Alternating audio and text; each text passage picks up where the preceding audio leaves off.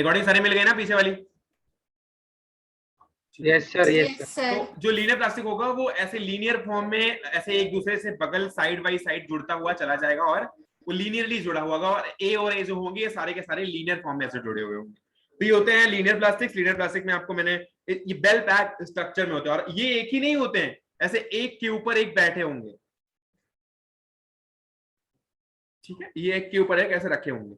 मान लो ये इतना लंबा एक फाइबर बनता है और इस फाइबर का मान लो ऐसे स्ट्रक्चर है, मान लो पता नहीं क्या, ये वाला जो है इसके पास 6 है ना, 1 2 3 4 5 6 7 8 ए है ना। मान लो ये वाला फाइबर कुछ ऐसा बनता है, ऐसा। ठीक है, मान लो तो जो नीचे वाला फाइबर होगा वो भी कुछ ऐसा बनेगा, और जो ये एक दूसरे बैठे होंगे ना, चलो लाइन बनाते हैं यार, क्यों ऐसे करना।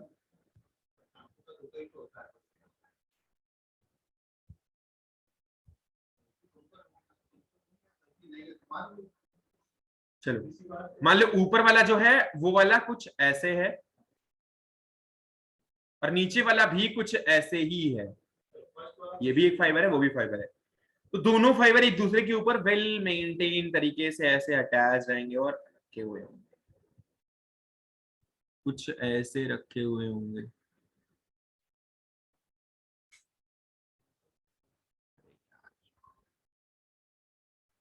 आप समझ लो एक दूसरे के क्लोजर होंगे, ये बस यही समझो, बस एक दूसरे के क्लोज तरीके से, एक दूसरे के क्लोज, ये कुछ ऐसे एक दूसरे के ऊपर रखे गए होंगे, लेकिन एक दूसरे में अटैच नहीं होंगे, बस एक दूसरे से रखे गए होंगे और एक वेल पैक्ड स्ट्रक्चर ऐसे बनता जाएगा। ऐसे ये वाला है एक लाइन और ये एक लाइन और एक लाइन और एक लाइन और एक दूसरे के ऊपर एक ऐसे रखता हुआ एक फाइबर बंडल बन जाएगा। ठीक है, तो ये हो गया आपका मोनोमर, ये आपका मोनोमर से बना हुआ पॉलीमर, और सारे पॉलीमर एक क्रॉस एक ऐसे ही चेन में, ऐसे सिंपल लीनियर चेन में रखे होते हैं, ऐसे इनका स्ट्रक्चर कुछ ऐसा आता है। ठीक है, तो ये हो गया आपका लीनियर प्लास्टिक। लास्ट क्लास में मैंने लीनियरिटी के बारे में बात की थी, जब एक सिंगल डायरेक्शन में या वन डायरेक्शनल बात की गई हो तो वन डायरेक्शनल एक लीनियर स्ट्रक्चर होता है। ठीक है, दूसरा स्ट्रक्चर है आपका जो आपकी बुक में इसके कुछ एग्जांपल्स भी हैं सर। डेफिनेशन एग्जांपल्स में HDPE क्या definition,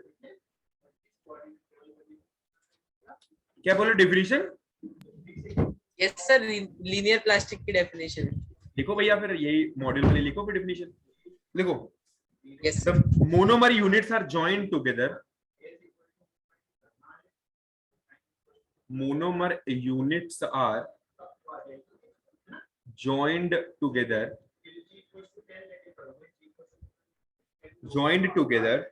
to form a long straight chain. अच्छा, कोई बताएगा प्लास्टिक एक सिंथेटिक फाइबर टाइप का होगा या फिर एक नेचुरल फाइबर टाइप का होगा? Synthetic. Okay, joined to form long straight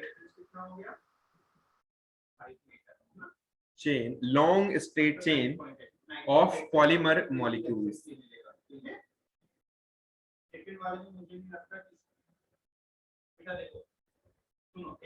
Okay, these chains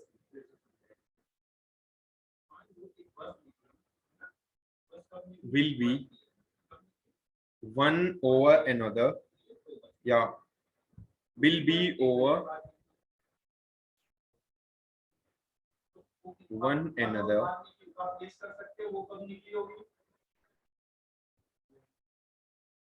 to give a well packed structure. बस वही चीज बताई थी अभी, to give a well packed structure। यार मेरे को लगता है कि इस वाले पार्ट में ज्यादा थियरी मत लिखो यार, मतलब मैं समझा रहा हूँ तो समझते जाओ, थियरी मैंने ऑलरेडी दे दी है यार तुमको मॉड्यूल के अंदर। सर थियरी मतलब बनते तो सर बच्चों को मजा नहीं आता है। थियरी मतलब थ्योरी। क्या बोल रहे हैं, मजा नहीं आता? सर मुझे ऐसा लगता है कि नोट्स नहीं बनते तो बाकी बच्चों को मजा नहीं आता। ठीक है बेटा, ठीक है, बिल्कुल बिल्कुल बिल्कुल सजा के नोट बनाओ, आगे चलते हैं, बढ़ते हैं फिर। और उसके बाद सर जबकि सर ये सब तो बुक में भी लिखा है। बिल्कुल बिल्कुल बिल्कुल। दूसरा है बेटा, इसमें कुछ एग्जांपल्स मैंने बताए थे, HDP हाई डेंसिटी पॉलीइथिलीन। ठीक है, एक PVC, उसके स्ट्रक्चर सर आपने ये क्या लिखा है? Polyvinyl chloride, PVC, polyvinyl chloride, PVC। बस नाम याद रखना है, स्ट्रक्चर की बात मत करना यार, स्ट्रक्चर देखोगे तो बहुत ज्यादा फिर डिफरेंट हो जाएगा। फिर भी देखने तो मैं दिखा देता हूँ एक बार स्ट्रक्चर। नहीं सर, आपने होमवर्क कर दिया था। कर लिया? Yes, sir.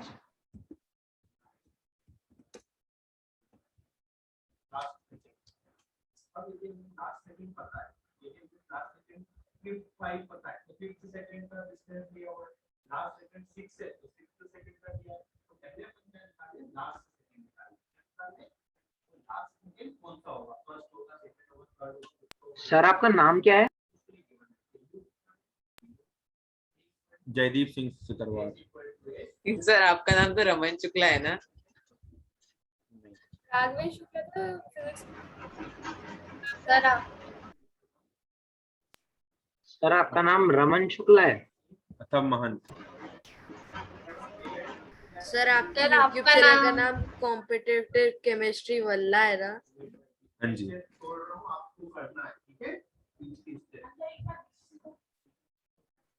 सर ये यहाँ पे सी लिखा था सर, इसलिए कंफ्यूजन हो गया सर आपके नाम में। बिल्कुल। तो बेटा जो स्ट्रक्चर है पॉलीविनाइल क्लोराइड का वो कुछ ऐसा है, मैंने आपको दिखा दिया था पहले भी कैसे बनते हैं ये पॉलीमरिक स्ट्रक्चर्स। अब ये वाला स्ट्रक्चर अगर पॉलीमरिक फॉर्म में आ जाए तो ये पॉलीविनाइल क्लोराइड का फॉर्म ले लेगा और कुछ ऐसे बनेगा CH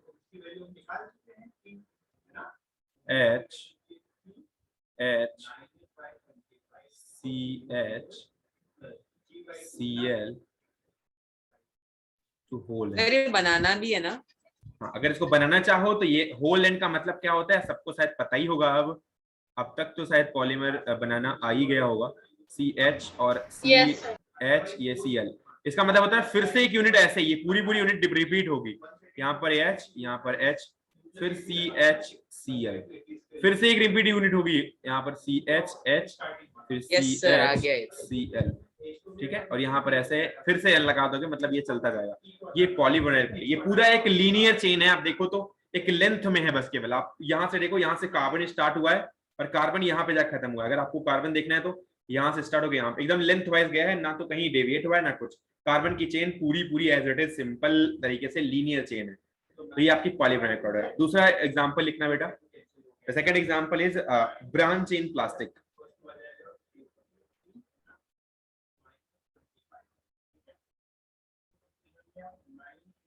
ब्रांच चेन प्लास्टिक का मतलब क्या होता है, पहले तो लिखना क्या होता है। The monomer units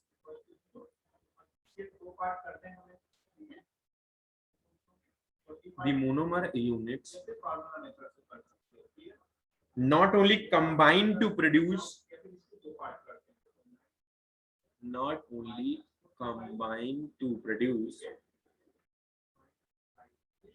only combine to produce the linear chain,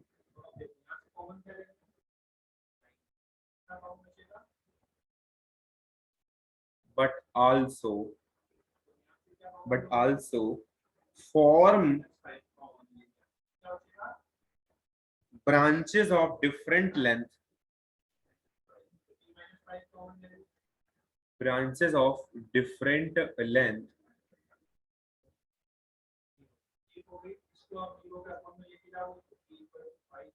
along the main chain.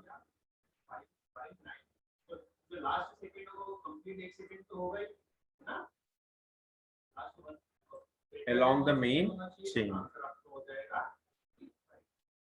Monomer unit not only combine to produce the linear chain, यहाँ पर केवल लीनियर चेन प्रोड्यूस नहीं होगी but also form the branches of different length along the main chain. बस main chain के along कुछ branches भी आ जाएंगी।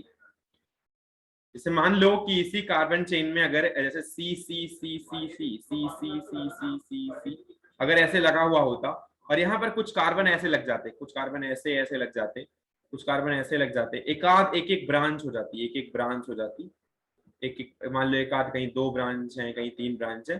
तो मेन यूनिट तो यही वाली है, मेन जो आपकी लीनियर चेन है वो यही वाली है, उसकी थोड़ी बहुत ब्रांचेस हैं, मतलब यहाँ कुछ ब्रांचेस यहाँ पर पॉसिबल है, जिसे बोलते हैं ब्रांच चेन प्लास्टिक। ठीक है, यहाँ पर ब्रांच चेन प्लास्टिक बन जाएगा जहां पर डिफरेंट चेन या ब्रांचेस पॉसिबल होंगी। ठीक है, length along the main chain, along the main chain के लेंथ, जो लेंथ के अलोंग अगर कोई ब्रांच है तो उसे बोलते हैं branch chain plastic. I don't think किसी को कोई दिक्कत होनी चाहिए। Can anyone explain? Yes, sir. Yeah, can you explain it, whatever I told you? Sir, the main first they will have to give a शुद्ध हिंदी linear. में, शुद्ध हिंदी में। ओके सर, हाँ जी। पहले लीनियर प्लास्टिक की चेन बनानी ही पड़ेगी, उससे अगर एक आध और निकालेंगे तो उसको फिर ब्रांचेस जैसे पेड़ की होते हैं वैसे ही एक आध अगर ब्रांचेस निकले तो दैट इज ब्रांच प्लास्टिक। समझ में सबको आया ना? No sir. यस किसको नहीं आया? और एक बार बता दीजिए फिर से। सर आप बता दीजिए सर एक बार। सर कार्बन इसका कार्बन यूज की, क्या होता है? सुनो बेटा, कार्बन कार्बन की जो मेन चेन है वो तो चेन ऐसे एज इट इज यही रही, ठीक है। इसमें कुछ बस ब्रांचेस आ गई हैं, यहाँ पर एक कार्बन और अटैच हो गया, यहाँ पर अटैच हो गया, यहाँ पर और अटैच हो गया है, मतलब कुछ ब्रांच आई है। लेकिन इस वाले में देखो यहाँ पर कोई ब्रांच नहीं है, एक कार्बन यहाँ है, कार्बन यहाँ है, कार्बन यहाँ है, कार्बन यहाँ है, कार्बन यहाँ है, कार्बन यहाँ है, तो मतलब एक लीनियर तरीके से व्यवस्थित है। लेकिन जो दूसरा वाला हमने स्ट्रक्चर बनाया इसमें लीनियर तरीके से तो व्यवस्थित है ही, उसके साथ साथ कुछ इसमें कार्बन की ब्रांचेस भी अवेलेबल है ऐसे, ठीक है। इसे ब्रांच चेन पॉलीमर कहते हैं, ठीक है। अभी तो मतलब मैं बता रहा हूँ कि इनका नाम क्या है, इनको स्ट्रक्चर कैसे करते हैं, बाद में अगर कुछ यूजेस होंगे तो देखेंगे क्या होते हैं uses। स्लाइड का सर एक बार स्ट्रक्चर दिखा दीजिए। क्या सर पीवीसी का एक बार स्ट्रक्चर दिखा दीजिए। यही है बेटा, ये नहीं है स्ट्रक्चर जो, नहीं तो इसको पूरा इक्वेशन लिखने लग जाओ, ये तो इक्वेशन लिखने का तरीका है। स्ट्रक्चर केवल ये है और ये है बस। सर वो कह रहा है ऊपर कर दो, तुम कह रहे हो नीचे कर दो। सर हो गया, चलो। तो ये हो गया हमारा ब्रांच चेन। अब ब्रांच चेन में हमारे कुछ एग्जांपल्स होते हैं जैसे कि LTP, low density polyethylene.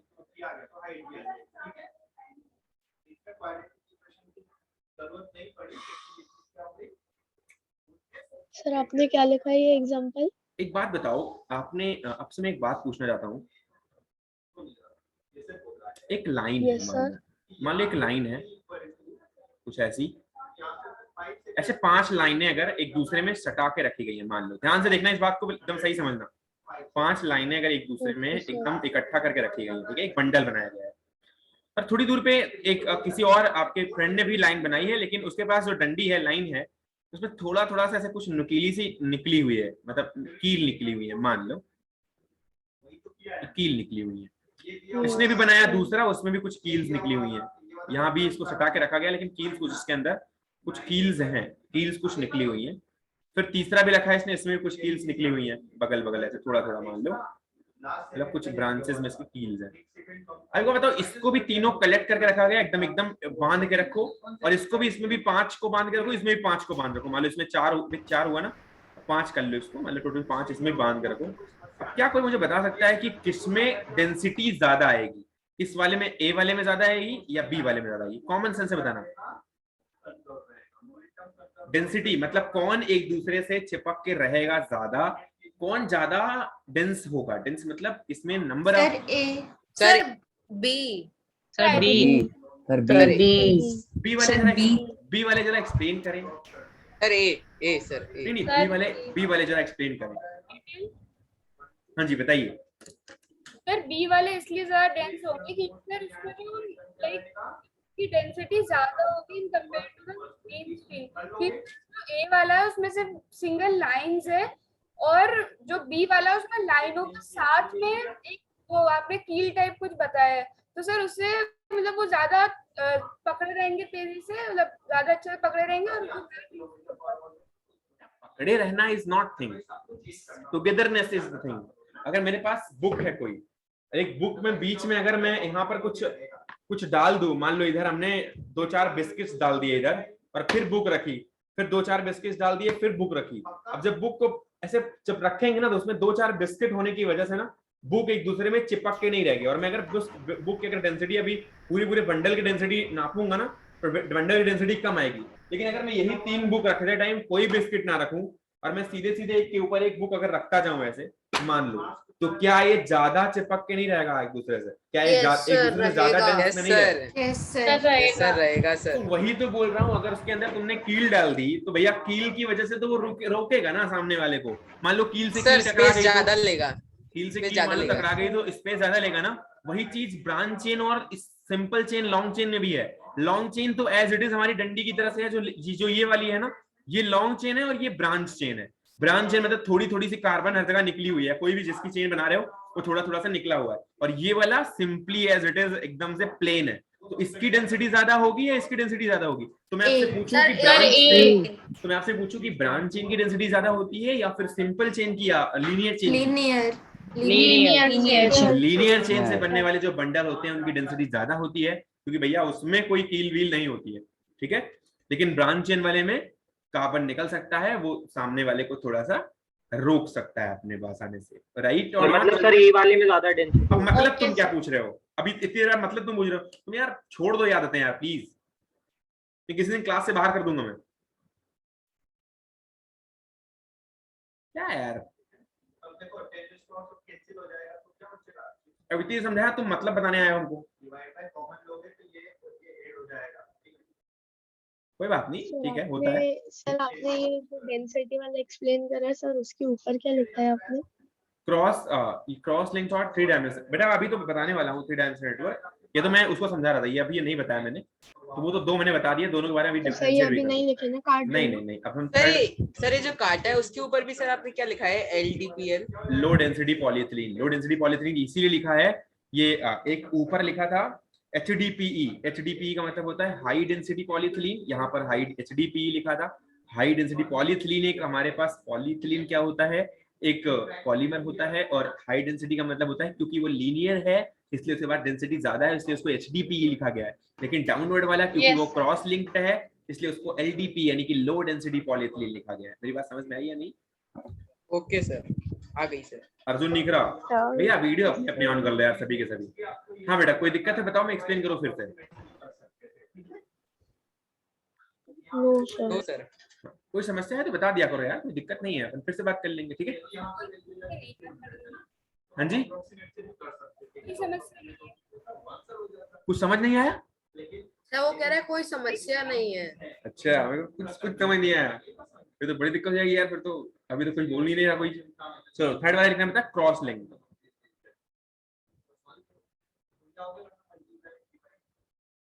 Cross linked 3 और 3 डायमेंशनल या 3D नेटवर्क प्लास्टिक्स।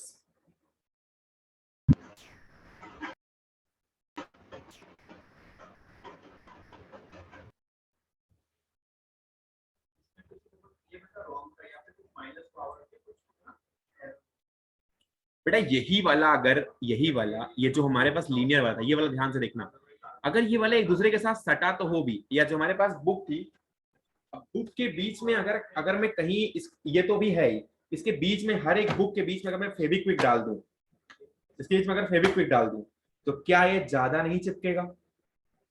सर चिपकेगा। क्या डेंसिटी को नहीं बढ़ाएगा? सर मॉलिक्यूल सर हार्ड हो जाएगा। हार्ड हो जाएंगे ना। तो अगर ये क्रॉस लिंक, अगर ये जो हमारे पास ये जो लीनियर मॉलिक्यूल्स हैं, अगर इनमें कुछ क्रॉस लिंक्स बना दी जाए, मतलब अगर एक दूसरे से, अरे यार ये पता नहीं क्या होता है मेरे लैपटॉप में,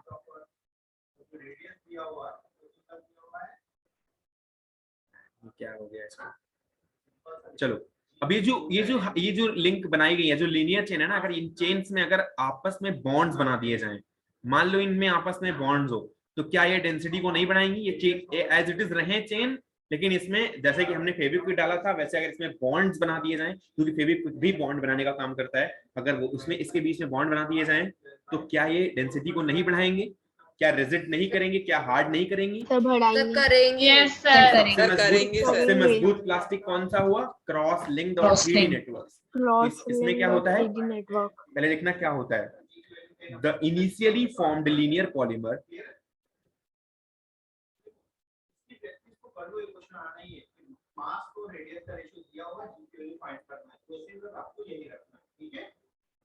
initially formed linear polymer chains are joined together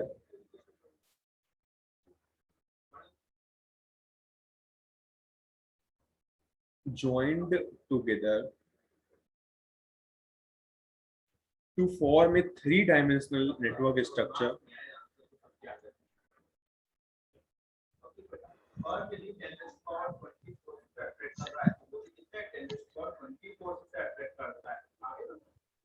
these polymers are hard and rigid।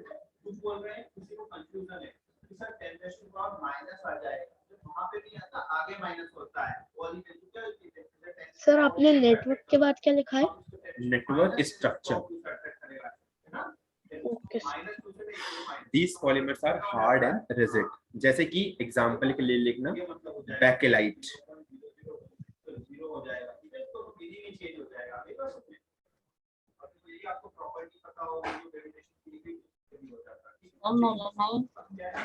बस एक ही लिखो, बहुत ज्यादा दिमाग नहीं लगा।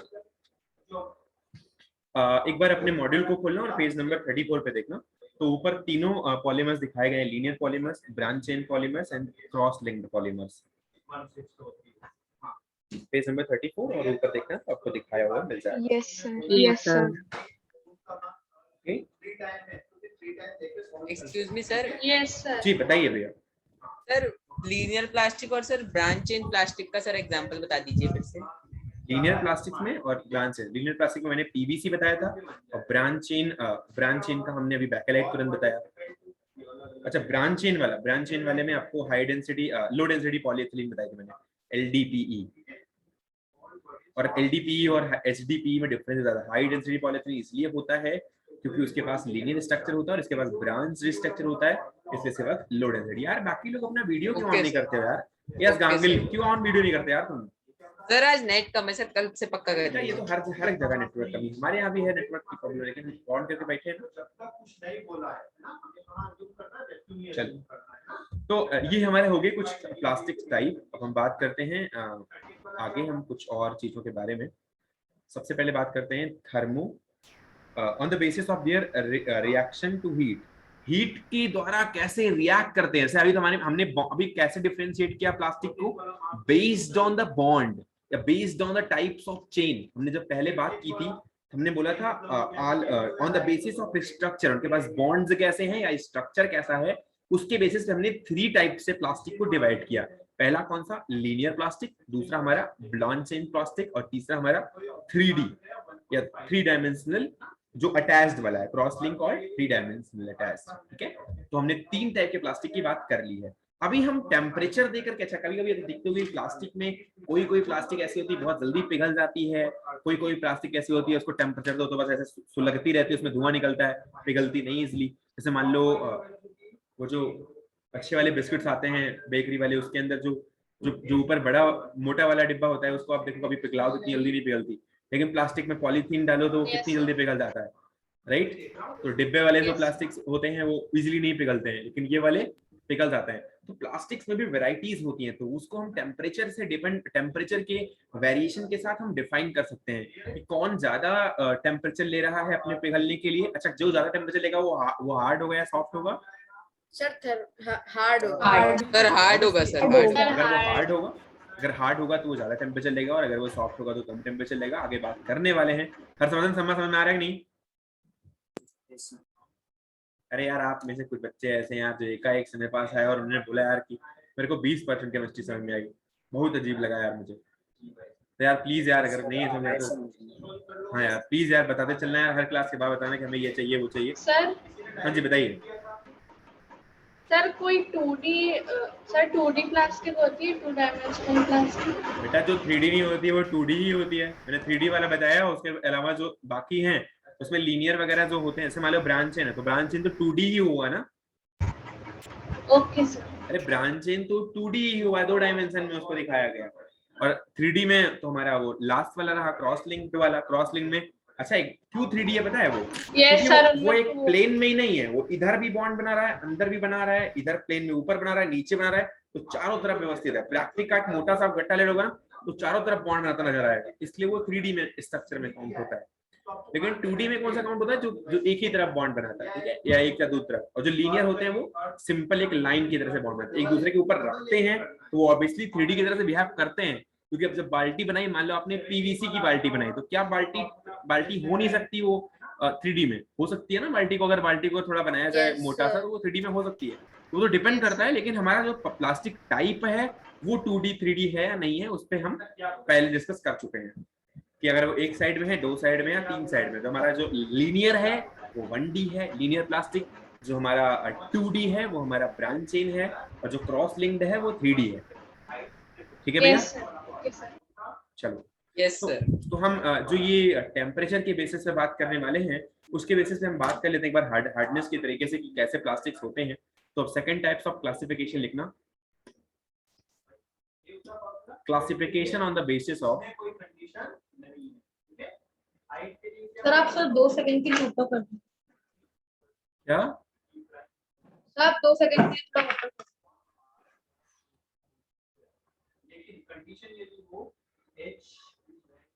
यस सर ले लीजिए। classification on the basis of their reaction to heat।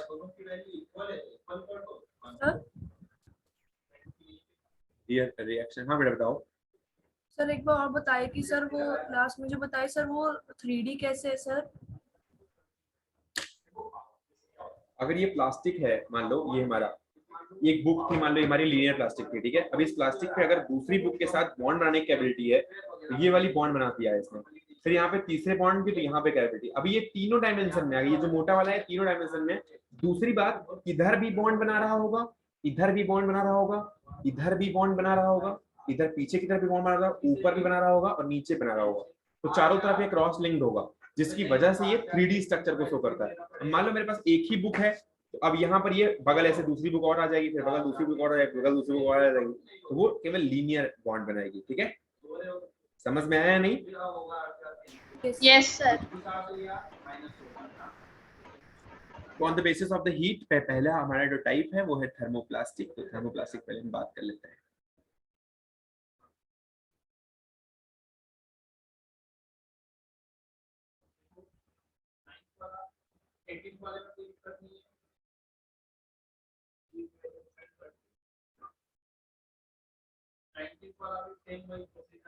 बेटा अपना मॉड्यूल खोलना सबके सब प्लीज। यस सर खोल लिया। खोल लिया? Yes sir. तो मॉड्यूल में सबसे पहले दिया गया है थर्मोप्लास्टिक। तो thermoplastic can be melted by heating and thereafter molded into the desired shapes and size। इनको थर्मोप्लास्टिक जो होते हैं, थर्मोप्लास्टिक को बहुत सॉफ्ट होते हैं, इनको आसानी से हीट करके मेल्ट किया जा सकता है और बाद में उनको डिजायर्ड शेप में बनाया जा सकता है। जैसे आपने बचपन में सुना होगा कि आपके यहाँ पॉलीथीन को गला करके या मेल्ट करके बॉल बनाएगी, ऐसा होता था ना? कभी कभी किसी ने बनाया है बॉल पॉलीथीन की? सर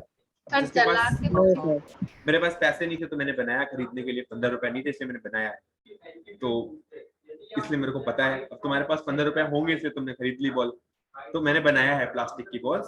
तो प्लास्टिक को जब मेल्ट करो ना, तो वो पॉलीथीन होती है, तो मेल्ट करो तो ऐसे ऐसे एक जगह पे चिपकती है, उसको आप जिस शेप में कर दोगे उसी शेप में हो जाएगा। मान लो अगर आप उसको ऐसे मिडोड़ दो तो वो एक लाइन बन जाएगी। अगर आप मान लो प्लास्टिक को ऐसे लंबा कर दो ना, ऐसे फैला दो, तो प्लास्टिक को मेल्ट करो और अगर उसको एक गिलास में डाल दो तो ग्लास का शेप ले लेगी वो। ऐसा समझ रहे हो ना आप बात को?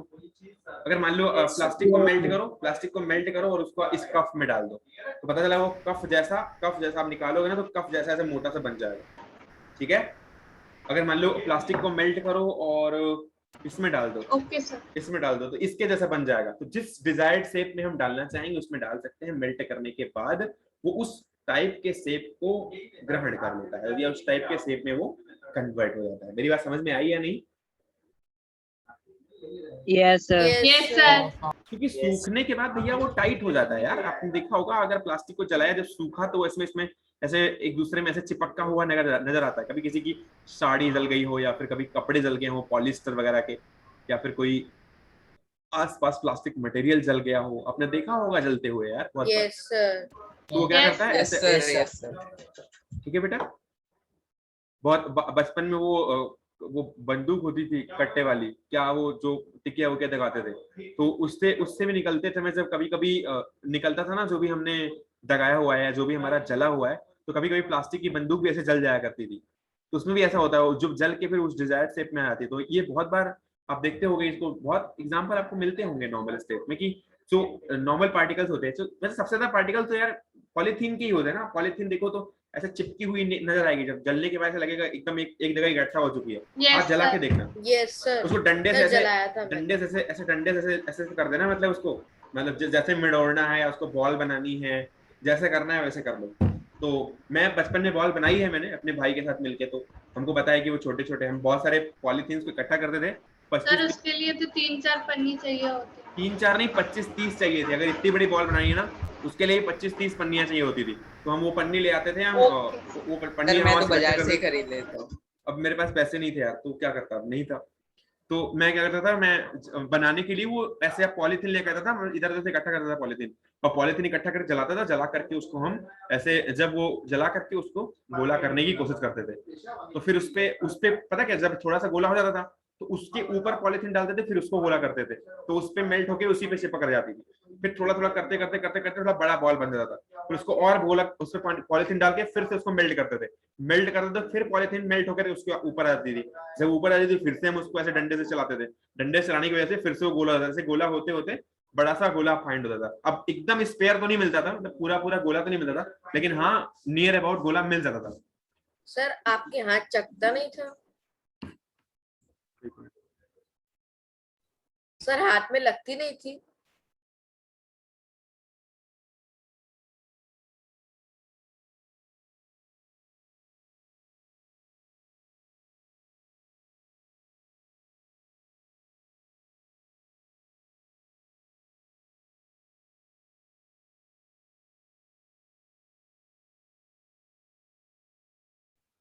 हाँ जी, 5.5। सर हाथ में प्लास्टिक चिपकती नहीं थी? नहीं तो डंडे से करते थे ना यार उसको, ऐसे पता मतलब प्लास्टिक पे लगा के डंडे पे लगा देते थे, उसको थोड़ी देर बाद ऐसे ऊपर पॉलिथीन लगा के उसको जला देते थे, उस पर ऊपर मेल्ट होकर के आ जाता था। फिर प्लास्टिक को ऐसे हम मिट्टी में ऐसे रगड़ देते थे। मिट्टी में रगड़ने के बाद ठंडा होता था। अरे हम टेक्निक वाले थे यार, हमको आता था बनाना वो। अब के टाइम में तुम कर नहीं पाओगे, जल जाओगे 2-4 बार। तो मेरे को आता था, मैं बना लेता था। तो थर्मोप्लास्टिक जो था, थर्मोप्लास्टिक क्या होता है बेटा, इसको क्या कर सकते हैं, इजीली मेल्ट कर सकते हैं और डिजायर्ड शेप में कन्वर्ट कर सकते हैं। ठीक है, तो थोड़ा इसके बारे में लिखना है, थोड़े बहुत हम एग्जांपल भी दे देंगे। तो थर्मोप्लास्टिक लिखना है इसके बारे में। Thermoplastic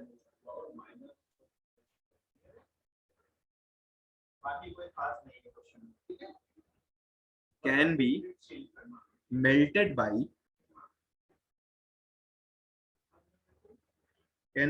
by heating and thereafter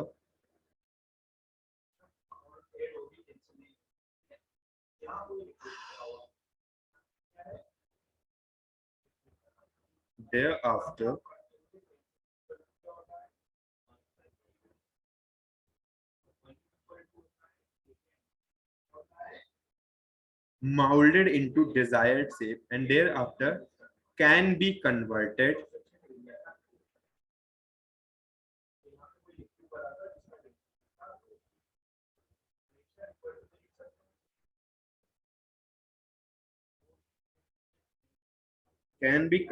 into desired shape।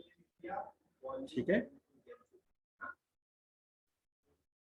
the plastic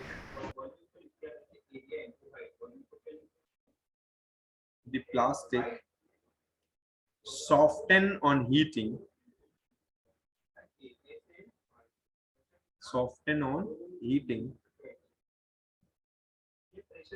and become fluids।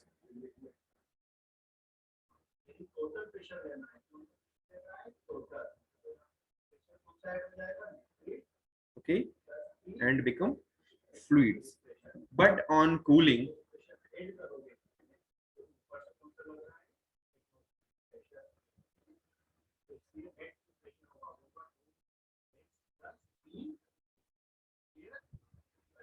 they become hard।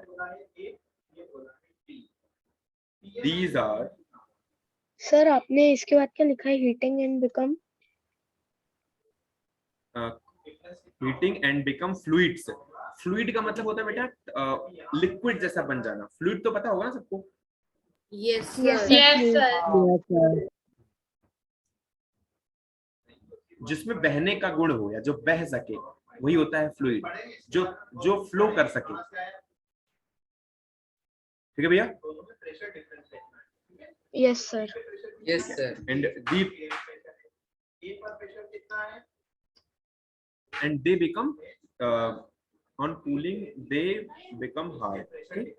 देखो तो यहाँ पर हमने लिखा है thermoplastic can be melted by heating and thereafter can be converted into desired shape। ये मेल्ट करा जा सकता है इसको हीट करके और आवश्यकता अनुसार शेप में इसको कन्वर्ट करा सकता है, चाहे जो शेप हमें चाहिए हो, ठीक है। The plastic soften on heating and becomes fluid, जब हम हीट करते हैं तो ये फ्लूइड बन जाता है, सॉफ्ट हो जाता है, but on cooling they become hard, लेकिन जैसे ही ठंडा करते हैं वो क्या हो जाते हैं, हार्ड हो जाते हैं, ठीक है।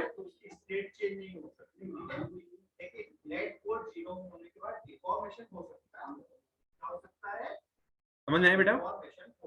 यस सर आ गया। एग्जांपल्स लिख लो, एग्जांपल्स लिख लो। Sir polyethene and PVC. Polyethylene, हो सकता है कि ये टूट जाए, दब जाए, है ना, लेकिन उसका शेप चेंज हो सकता है। आगे तो जैसे आप आगे वाली कार वाली सीट को आप धक्का मारोगे, है ना, पीवीसी, पॉलीविनाइल क्लोराइड, ठीक है। ये सब टाइप के एग्जांपल है थर्मोप्लास्टिक के।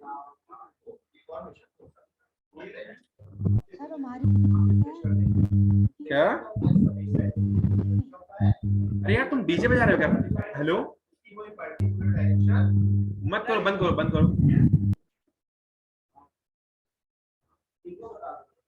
चलो थर्मोप्लास्टिक होगा बेटा, थर्मो सेटिंग की तरफ बढ़ते हैं, ठीक है।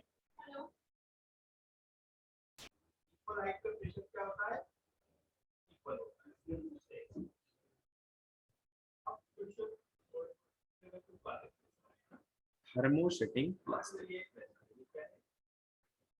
पहले इसके बारे में थोड़ा लिख लेना, फिर बात करते हैं। Thermosetting plastics are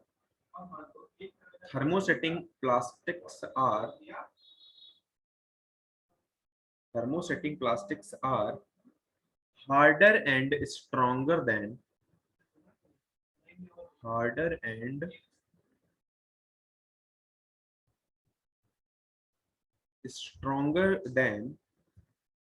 thermoplastic.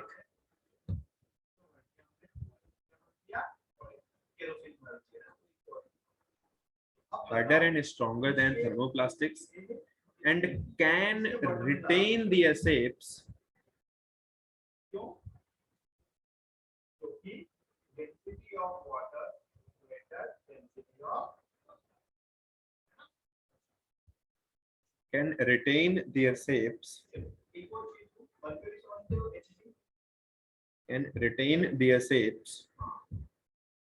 and size even at high temperature. Shapes and size even at high temperature. फिर ये वाली लाइन एक बार एक्सप्लेन करेंगे प्लीज? एक्सप्लेन तो कर ही देंगे, पहले लिख तो लो। The plastics are harder and stronger than the these plastics are, या thermosetting plastics are harder and stronger than the thermoplastics, या जो भी प्लास्टिक हमने पहले पढ़ाया हो, पहले थर्मोप्लास्टिक और अभी थर्मोसेटिंग प्लास्टिक्स पढ़ा रहे हैं। तो थर्मोसेटिंग प्लास्टिक्स क्या होते हैं, ज्यादा हार्डर होते हैं, ज्यादा स्ट्रॉन्गर होते हैं, and can retain their shape and size even at high temperature. मतलब अगर उनको अत्यधिक टेम्परेचर या बहुत ज्यादा गर्म करके भी, अगर उनको बहुत ज्यादा टेम्परेचर देके गर्म करा जाए, फिर भी वो अपने शेप को रिटेन करते हैं, मतलब वो एज इट इज मेंटेन रहते हैं, वो पिघलते इतनी जल्दी नहीं है।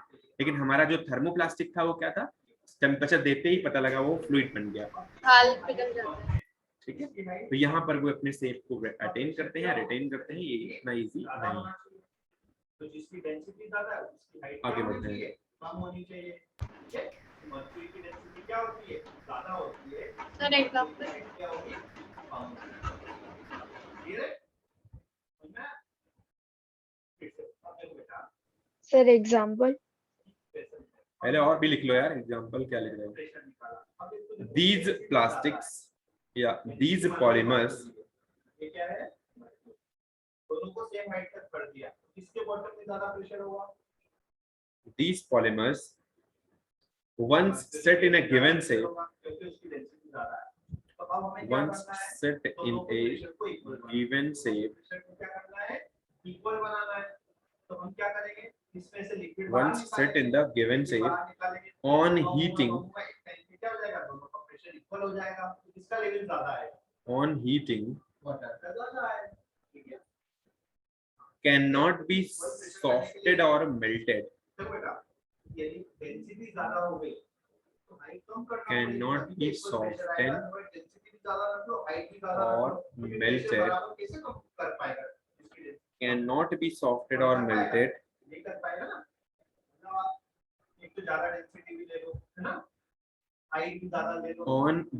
on reheating.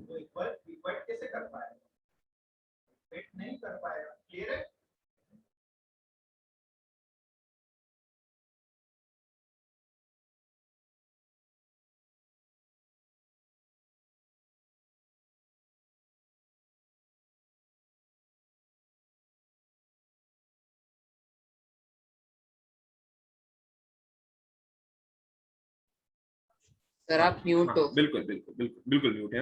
रीहीटिंग का मतलब होता है फिर से हीट करने पे सॉफ्ट नहीं होते। These polymers are once set in a given shape, अगर इनको एक बार शेप में कन्वर्ट कर दिया जाए, मान लो एक बार उन प्लास्टिक का मैंने कफ बना दिया, तो फिर से अगर मैं इसको हीट करूं कि फिर से सॉफ्ट या मेल्ट नहीं होगा, एज इट इज ये मेंटेन रहेगा। ये है कौन सा टाइप? थर्मोसेटिंग प्लास्टिक का टाइप। Thermosetting plastic. एक बात मैं पूछना चाहता हूँ, बहुत कॉमन सी बात है, कैन एनीवन टेल क्या थर्मोसेटिंग प्लास्टिक कोई बता सकता है कि थर्मोसेटिंग प्लास्टिक 2D होना चाहिए या 3D होना चाहिए? Sir 3D। 3D होना चाहिए। क्यों? सर क्योंकि वो मोटा होगा तो आसानी से मेल्ट नहीं होगा और टूटेगा भी नहीं। फिर जितना उसके बीच का बॉन्ड क्योंकि सर वो अच्छे से शेप भी ले लेगा, उतना उसकी फिर कैपेबिलिटी बढ़ जाएगी रेजिस्ट करने। वही चीज मैंने 2D 3D में बताया कि 3D अगर होगा तो वहां पर ब्रांच चेन बनी हुई होंगी, मतलब कि क्रॉस लिंक बने हुए होंगे। ब्रांच चेन में तो दिक्कत ही थी, क्रॉस लिंक बने हुए होंगे। क्रॉस लिंक के बाद क्या होगा, जो भी एक दूसरे की लेयर्स होंगी वो बॉन्डेड भी रहेंगी, मतलब एक दूसरे के फोल्डिंग्स में तो रहेंगी, साथ साथ बॉन्डेड भी रहेंगी। बॉन्डेड रहने की वजह से उनकी डेंसिटी को बढ़ाएंगी तो थोड़ा सा ज्यादा हार्डर मटेरियल बनेगा। ज्यादा हार्डर मटेरियल बनेगा तो हमारा थर्मोसेटिंग प्लास्टिक ही वो मटेरियल है जो बनेगा। मतलब कि हमें चाहे तो एग्जांपल लिखते थे, हमें कुछ एक्स्ट्रा याद नहीं करना, तो 3D वाला एग्जांपल है डायरेक्ट लिख सकते हैं। 3D में एग्जांपल कौन सा बताया था मैंने? बैकेलाइट बोला था, तो बैकेलाइट यहाँ पे लिख सकते हैं। बैकेलाइट मेलामाइन, ठीक है, बैकेलाइट बोला था।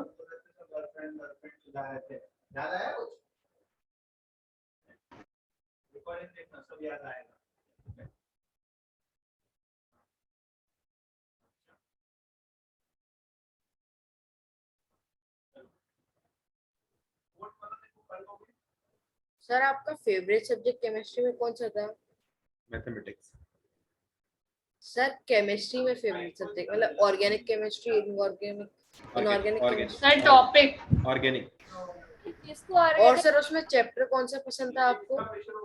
सारे ऑर्गेनिक में एरोमेटिक कंपाउंड तुमने शायद नहीं पढ़ा होगा, लेकिन बेंजीन वगैरह जिसमें आते हैं, या फिर जहाँ पे कार्बन चेन वगैरह की बात की गई हो, उनकी स्टेबिलिटी की बात की गई हो, मतलब ज्यादातर कि हमें मतलब सामने वाले को बेवकूफ बनाना आता हो बस। अब देखो फिजिकल किसमें आती है? Metallurgy is the part of inorganic chemistry. अब देखो फिजिकल पढ़ेंगे तो उसमें न्यूमेरिकल लगाना पड़ेगा, एकदम एग्जैक्ट वैल्यू लानी पड़ेगी, ला के दिखाना पड़ेगा। तो एक्चुअली होता था कि मतलब मेरे पेरेंट्स मुझसे पूछते थे केमिस्ट्री के बारे में, तो अगर मान लो पूछा उन्होंने तो मुझे बेवकूफ बनाना ऑर्गेनिक में इजी है, और इनऑर्गेनिक और फिजिकल में थोड़ा सा टफ है, क्योंकि फिजिकल में डायरेक्ट आंसर लाना पड़ता है। मान लो मोल कॉन्सेप्ट का सवाल आया, तो मोल कॉन्सेप्ट के सवाल में जब तक एग्जैक्ट आंसर नहीं आएगा तब तक सामने वाला मानेगा नहीं कि तुमने क्वेश्चन सही किया है। लेकिन ऑर्गेनिक में एक बार तुम इधर उधर करके समझा सकते हो कि हाँ ऐसा हो गया वैसा हो गया, तो मेरे को आदत पड़ गई ऐसे करके, और फिर धीरे धीरे वही स्ट्रॉन्ग पार्ट भी बन गया। तो स्टार्ट का तो वही था कि मतलब फिजिकल केमिस्ट्री सब पढ़ी तो उसको सामने वाले को बेवकूफ बनाना बहुत इजी था, और इनऑर्गेनिक रट डाली थी तो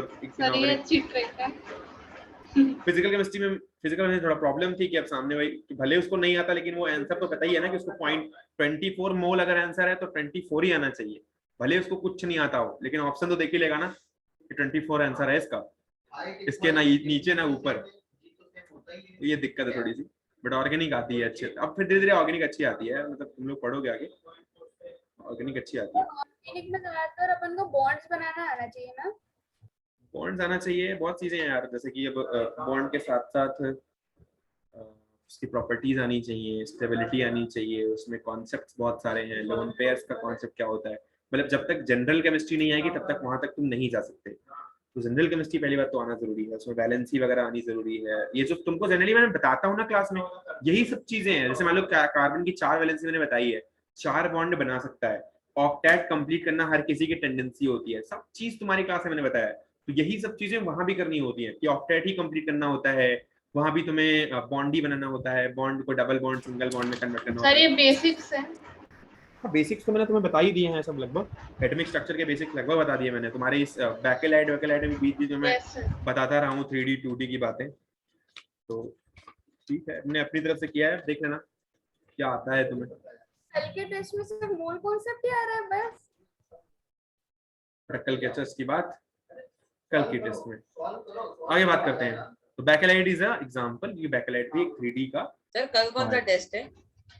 कल है, बताता हूँ तुमको बाद में। तुम बैकेलाइट का जो एग्जांपल है वो 3D का एग्जांपल है। 3D का एग्जांपल होने की वजह से ये थर्मोसेटिंग का एक थर्मोसेटिंग पे ये सेट बैठता है, क्योंकि थर्मोसेटिंग की भी कंडीशन वही थी कि वो हार्ड हो, वो जल्दी से सॉफ्ट ना हुआ करे, मेल्ट ना हुआ करे।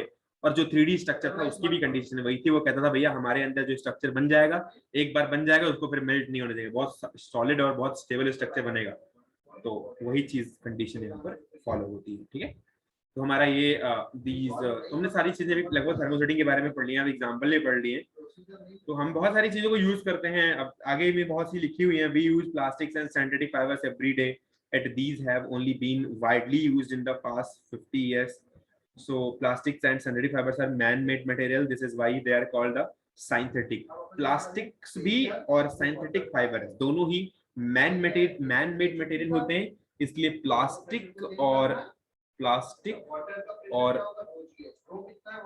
जो पॉलीमर होते हैं कौन से, साइंथेटिक फाइबर से बने हुए। ओके, ये मैन-मेड मटेरियल, इनको बोलते हैं साइंथेटिक मटेरियल या साइंथेटिक। ठीक है, ऑलरेडी सब बता दिया है सब चीजें। तो plastics are generally cheap to produce and have very useful properties such as lightness, strength and durability.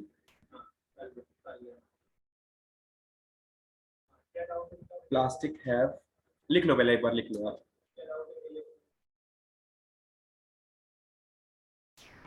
Sir लिख लिया। बाकी सब भैया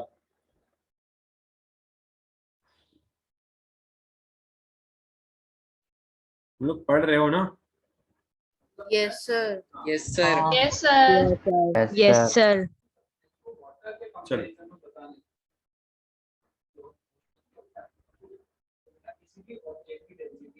वाटर के रिस्पेक्ट में बताने को बोलते हैं रिलेटिव डेंसिटी। और रिलेटिव डेंसिटी का फॉर्मूला ये है कि आपका 1 लीटर का वाटर है ना, तो उसमें वाटर से कितने टाइम्स हेवियर, जैसे कोई मटेरियल वाटर से 4 टाइम्स हेवियर है, तो जिस जगह में वाटर 1 kg आएगा चलो, वो कितना आ जाएगा? तो इसको क्या कहते हैं, हाँ प्लास्टिक जो होता है वो पहली बात तो प्लास्टिक की कुछ क्वालिटीज हैं, जैसे कि ये चीपर है, ठीक है, और यूजफुल प्रॉपर्टीज हैं इसके अंदर।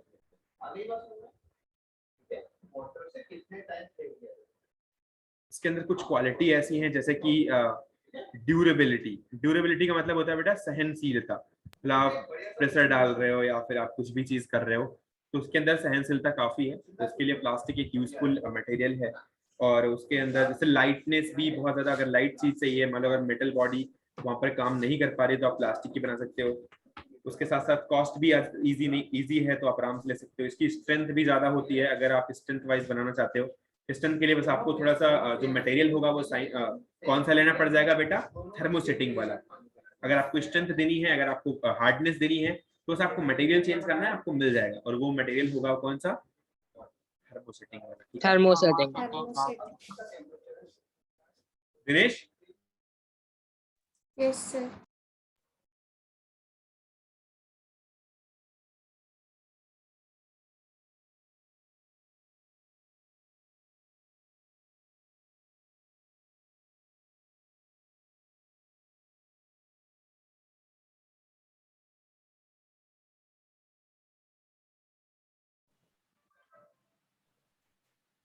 हाँ जी बेटा, तो ये कुछ प्रॉपर्टीज हैं जो प्लास्टिक के अंदर आती हैं, तो आपको ये प्रॉपर्टीज भी पढ़नी है। और मैंने आपको थर्मोप्लास्टिक, थर्मोसेटिंग प्लास्टिक बता दिए हैं, और टाइप्स ऑफ प्लास्टिक्स, तो 2 टाइप्स ऑफ प्लास्टिक मैंने बता दिए हैं। और भी चीजें हैं इसमें, प्लास्टिक को और यूज किया जा सकता है, ये एक इंसुलेटर की तरह से बिहेव करता है, तो इसको this is also called as insulator. तो इंसुलेटर की तरफ से हीट और इलेक्ट्रिसिटी। हाँ बर्थडे पार्टी में हाँ तो जाने दो उसको बर्थडे रोज पार्टी। ही जाता है। इंसुलेटर सर वो नहीं आया। इंसुलेटर और ये हीट और इलेक्ट्रिसिटी दोनों का इंसुलेटर होता है बेटा। हीट का तो मतलब इस तरह से कह सकते हो कि ये खुद पिघल जाएगा, लेकिन आप ऐसा नहीं कि आपने दूर से पकड़ा हुआ है तो आपके हाथ को, अगर मान लो बड़ी सी कलछी है, आपने उसको डाला हुआ है किसी कढ़ाई में, तो वहां से वो फ्लो होके आपके हाथ में आएगा और फिर आपको गर्म करेगा, नहीं। इतना इसमें इंसुलेटिंग प्रॉपर्टी नहीं होती। हाँ खुद गलने की भले प्रॉपर्टी होती है, खुद पिघल सकता है, खुद मेल्ट हो सकता है, ठीक है, लेकिन इंसुलेटिंग प्रॉपर्टी भी होती है इसके अंदर, तो उसका भी यूजफुल मटेरियल। सर ये थर्मोसेटिंग में तो इंसुलेटर की तरह काम करेगा, लेकिन थर्मोप्लास्टिक में तो ये इंसुलेटर नहीं होगा। बेटा इंसुलेटर का मतलब ये नहीं होता कि वो मेल्ट हो ना हो। इंसुलेटर का मतलब होता है कि उसके अंदर से कंडक्टेंस का फ्लो, मतलब इलेक्ट्रिसिटी या हीट का फ्लो ना हो, इलेक्ट्रॉन फ्लो ना कर सके। अब भैया उसके अंदर कम कैपेबिलिटी है तो पिघल जाएगा। अब मान लो कॉपर वायर से आपने इलेक्ट्रिसिटी फ्लो करी है, कॉपर वायर पतला होगा, आपने उसको 11,000 वोल्टेज में जाके लगा दिया, बगल से अगर आपके घर में बगल से गया हुआ है ट्रांसफार्मर बड़ा है, उसमें जाके अगर आपने लगा दिया उसको, तो ऑब्वियस सी बात है कि वो पिघल जाएगा। अगर कॉपर का पतला है तो ये ऐसा तो नहीं हुआ ना कि वो कंडक्टेंस को ही नहीं करता है। अब कॉपर तो बेचारा तैयारी था शो करने के लिए, लेकिन प्लास्टिक तैयारी नहीं है शो करने के लिए, इसके अंदर फ्री इलेक्ट्रॉन ही नहीं है, तो कंडक्टेंस ही फ्लो नहीं कर पाता, कंडक्टेंस शो ही नहीं करता प्रॉपर्टी। बात समझ में आई या नहीं? यस सर आ गई। तो कहने का मतलब ये नहीं है कि इसके अंदर से ये पिघलेगा या नहीं या पिघल जाएगा, बस कंडक्टेंस फ्लो ही नहीं होगा। चलो फिर ठीक है, आप लोग ध्यान रखिए अपना।